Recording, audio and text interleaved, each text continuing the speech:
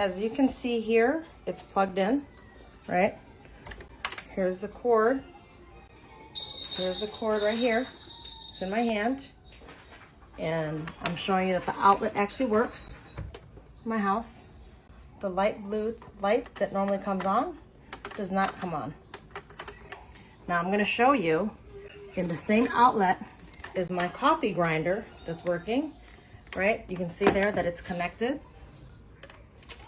to an outlet that's working, and it's not my outlet. Because as you can see here, my coffee's getting ground.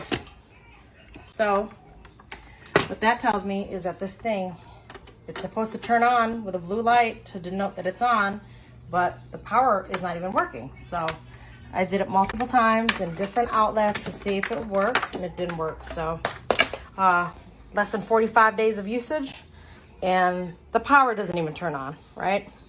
That's not a good, that's not a very good mixer if the power doesn't even turn on. So I just got the product. In this one, we have put 4 cups of wheat flour, a little bit of shortening.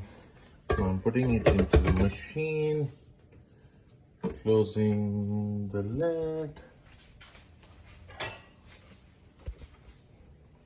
So it is very easy. You just do it like this, press it and rotate, okay? Then there's a little button here. You can do it like this, press it like this, it will cover, and then add some water in it and turn it on, and it is doing its magic. It's very nice. Thank you. So far, it's on number 1.